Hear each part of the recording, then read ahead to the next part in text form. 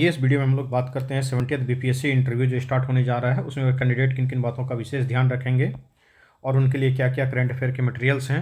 71st BPSC और 70th BPSC जिन छात्रों का कॉमन है, उन छात्रों को किन बातों का ध्यान रखना चाहिए और किस तरीके से अपने टाइम मैनेज करें ताकि 71st बीपीएससी मेंस भी दें वो, और 70th बीपीएससी इंटरव्यू जो लास्ट स्टेज में उसे भी आप उसे हैंडल कर सकें। बहुत सारे पीडीएफ्स अवेलेबल करवाए गए हैं, यहाँ पे आप देख सकते हैं। ये 70th बीपीएससी इंटरव्यू देने वाले बच्चों के लिए हेल्प करने के लिए इस तरीके का पीडीएफ बनाया गया है ताकि उसे लास्ट टाइम में एक जगह कंसाइज रूप से मटेरियल मिल जाए और वो अपना परचेज करके फिर सिर्फ और सिर्फ फोकस अपने पढ़ाई पर रख सकें। अभी आपके पास समय नहीं है, जहाँ से भी जो सोर्स मिल रहा है उसे यूज कीजिए, उसे लीजिए, उसे पढ़ाई कीजिए। आप इसे परचेज कर सकते हैं, ये सारी फैसिलिटी आपको दी गई है। ये क्वेश्चंस वगैरह ये बहुत पहले से प्रोवाइड करवाया गया है सारे बच्चों को, तो लगभग सारे बच्चों ने तो तैयार भी कर लिया, लेकिन जो बच्चे लास्ट टाइम में अभी भी चाहते हैं तो उस ये बिल्कुल लेटेस्ट करंट अफेयर सारे मुद्दे दे दिए गए हैं। जितने भी गवर्नमेंट के इनिशिएटिव्स वगैरह हैं, जो बिल्कुल गवर्नमेंट के डाटाज हैं, वो सारे के सारे लेके दे दिए गए हैं।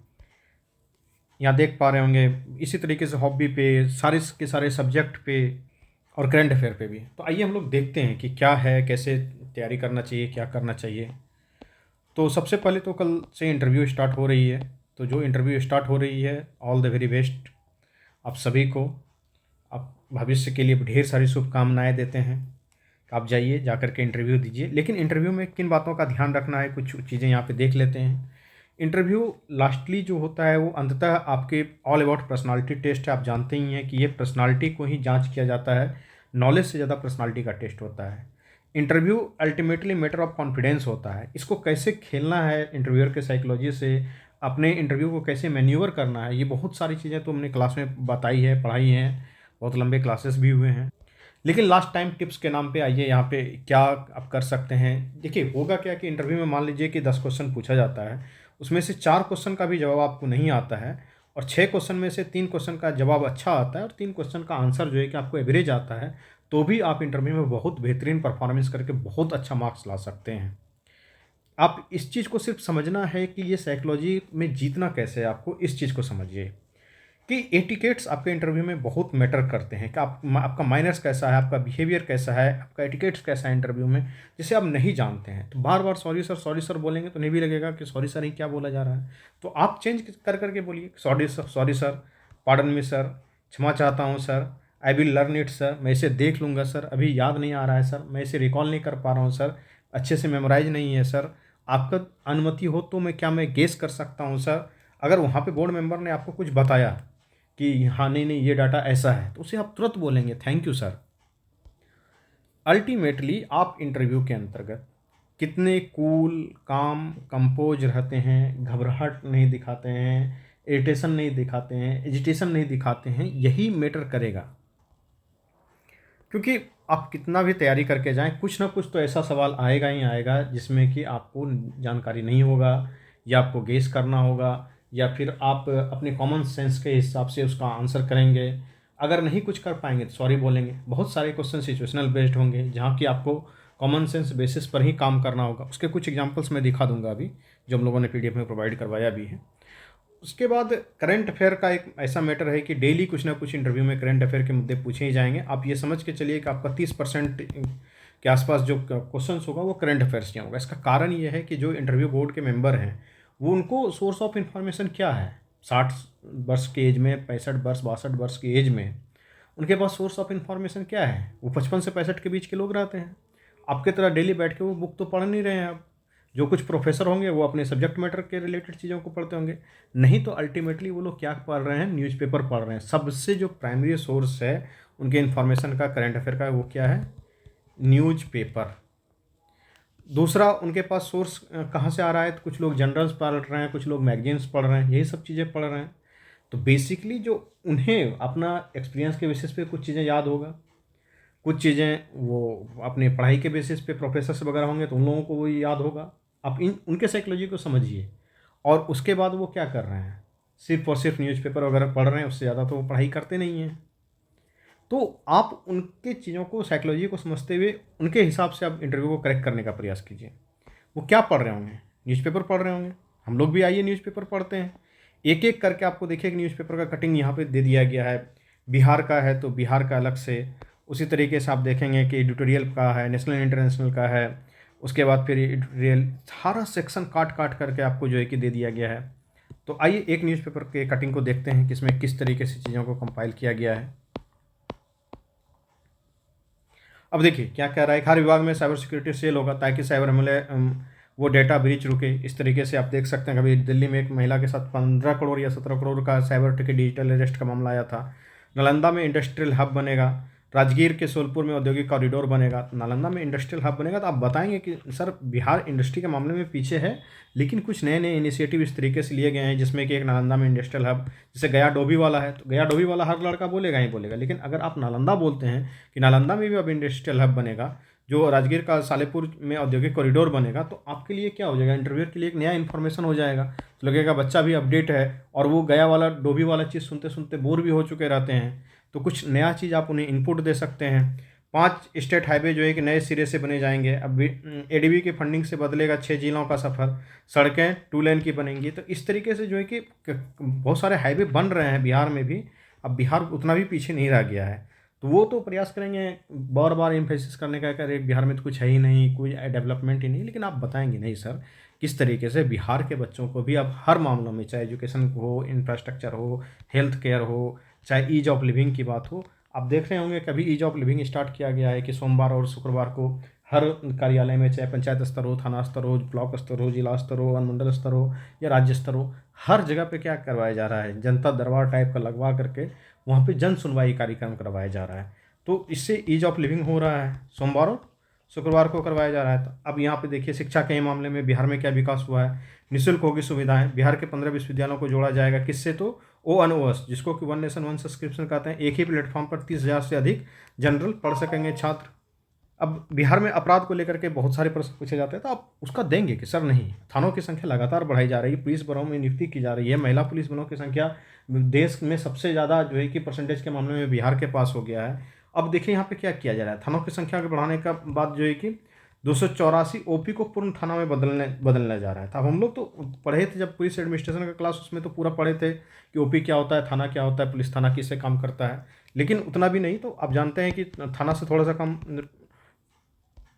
जो अंचल है, उसका अंचल की संख्या बढ़ाने का प्रस्ताव दिया गया है। राज्य के पुलिस अंचलों का होगा पुनर्गठन, लंबित मामले में जल्द हो सके, लंबित मामले जल्द हो सकेंगे हल। तो ये दिया गया है कि किस तरीके से ये व्यवस्था की जा रही है कि पटना मोकामा 6 लेन बना व्यापारिक कॉरिडोर, किस तरीके से यहाँ विकास हो रहा है उस चीज़ को देखिए। उसके बाद कैमूर जंगल अब जो है कि टाइगर रिजर्व होगा, राज्य सरकार की मंजूरी मिल चुकी है। ये तो बहुत लंबे समय से ये फॉलोअप न्यूज़ चले आ रहा है। यहाँ पे देख सकता होंगे कि जो निबंधन विभाग की पहल की गई है कि भूमि विवाद को कम करने के लिए कई सारे प्रयास लगातार किए जा रहे हैं।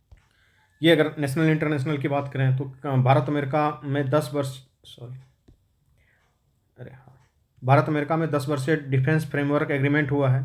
अब आपको लगेगा कि भारत अमेरिका के बीच हमेशा जो है कि तानातनी की बातें चल रही जब से डोनाल्ड ट्रंप आया है, लेकिन नहीं, भारत अगर थोड़ा सा अपना रुख नरम रखे हुआ है तो कुछ ना कुछ बेनिफिट है अमेरिका से, इसलिए नरम रखे हुआ है। और पर्सनल लेवल पे चीज़ें जो भी हों, लेकिन डिप्लोमेटिक स्तर पे भारत और अमेरिका के संबंध उतने भी अभी ख़राब नहीं हुए हैं। अगर इंटरव्यू में पूछा जाए कि सब चीज़ बर्बाद ही हो गया, सब चीज़ खत्म ही हो गया, तो आपको बताना है कि सर नहीं। और जो अभी नए हमारे अमेरिका के राजदूत भारत में आए हुए हैं, वो तो काफ़ी कोऑपरेटिव टाइप के व्यक्ति हैं। अब देखिए केरल में बनाया गया है, 10 साल में आकार ले लेगी, क्या होगा, पहली जुडिशियल सिटी बनाई जाएगी। कहाँ पे, तो केरल में बनाया जाएगा। उसमें क्या होगा कि 61 कोर्ट रूम, जजों के बंगले, सभी न्यायिक दफ्तर एक ही जगह पे होंगे। तो इस तरीके से बिहार सरकार भी कुछ बना सकती है, एजुकेशन सिटी बना सकती है, जुडिशियल सिटी बना सकती है। वायु प्रदूषण को लेकर के आप देखते हैं कितना ज़्यादा दिल्ली से खबर आते रहा, तो यहाँ पे सारा चीज़ दिया हुआ है कि किस तरीके से मस्तिष्क पे, फेफड़े पे, त्वचा पे, तंत्रिका अपक्षय पे, प्रजनन तंत्र पे, लीवर और स्प्लीन, ब्लड मेटाबॉलिज्म पे, हृदय पे किस तरीके से इसके इम्पैक्ट होते हैं, पूरा आप बताएंगे कि सर सिर्फ और सिर्फ वायु प्रदूषण एक प्रदूषण का मामला नहीं है, किस तरीके से व्यक्ति को बीमार कर रहा है, उसके लाइफ को कम करते जा रहा है, और किस किस तरीके से किस एज के लोगों को कितना फेफड़े पे, मस्तिष्क पे, त्वचा पे, ये आप बताएंगे कि सारा असर हो रहा है। और कुछ लोग बोलेंगे हाँ फेफड़े पे असर हो रहा है, त्वचा पे असर हो रहा है, ये लोग जानते हैं, लेकिन अब मस्तिष्क पे भी असर हो रहा है, प्रजनन तंत्र पे असर हो रहा है। आप थोड़ा सा डिफरेंस जब तक कुछ अपने इंटरव्यू में नहीं दे पाएंगे तो कैसे काम चलेगा। ये बाहुबली सैटेलाइट लॉन्च हुआ है अभी इसरो से, इसरो से दुखद खबर भी आया है, एक सैटेलाइट लॉन्च हुआ, उसके बाद फिर वो 10 मिनट के अंदर ही फैल कर गया। अगर आपको सुझाव देने के लिए कहा जाएगा, जैसे जेल सुपरिटेंडेंट वगैरह पोस्ट के लिए जो है, तो आप बता सकते हैं कि कारागार में भी किस तरीके से सुधारात्मक चीज़ें चलाई जा सकती है। अब यहाँ पे देखिए, एक पश्चिम बंगाल का एक खबर है कि कैदी चला रहे हैं रेस्तरां, जेल से बाहर अपने हाथों से खाना परोस रहे हैं, और वो पूरा का पूरा सीसीटीवी कैमरे के लेंस में जो है कि निगरानी होती है जेल प्रबंधन में। आप देखिए कितना अच्छा वो अपना एक कैफ़े टाइप का खोले हुए हैं। इसी तरीके से आप जब डेली वो लोग भी न्यूज़पेपर पढ़ के आते हैं, आप भी न्यूज़पेपर पढ़ के जब जाएंगे, तो क्या होगा कि एक तरीके से समझिए कि क्वेश्चन आउट होने का मामला हो गया है। आइए इसमें देखते हैं कुछ और बातें।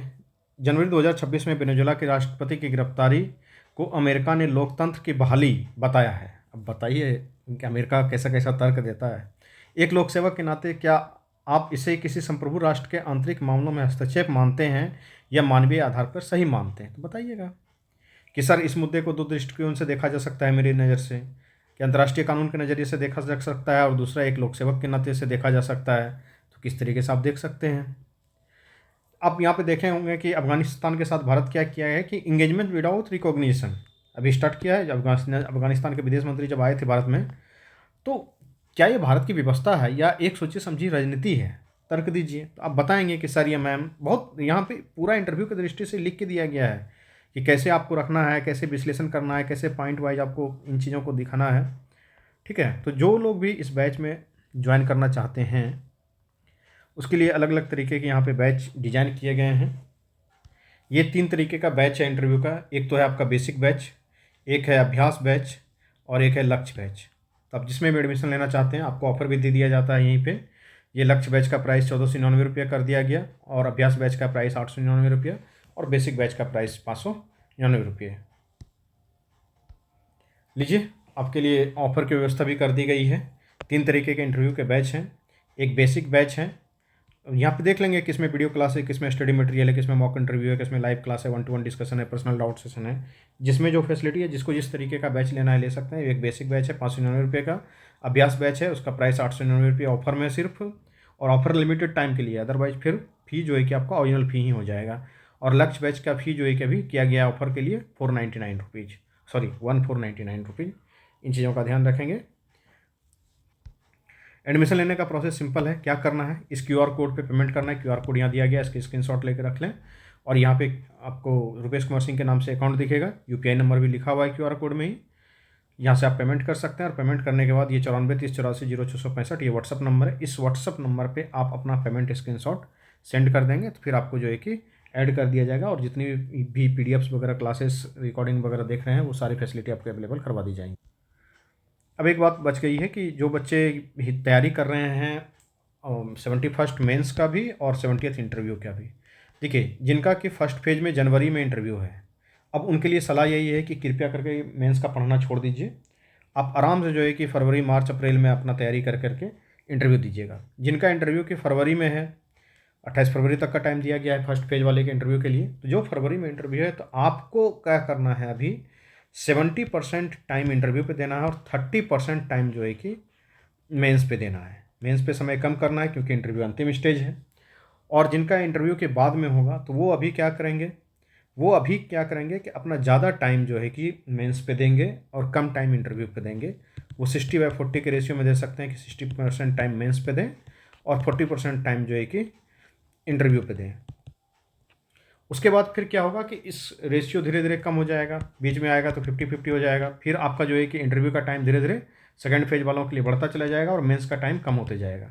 तो सेकंड फेज वालों के लिए दुविधा ये रहेगा कि आपको उसमें मेंस भी नज़र आएगा और इंटरव्यू भी नज़र आएगा। तो आपको अभी से ये बैलेंस करके चलना होगा अपने टाइम, जितना भी घंटा पढ़ रहे हैं तो उसका रेशियो बैलेंस करके चलेंगे तो कोई दिक्कत नहीं होगा।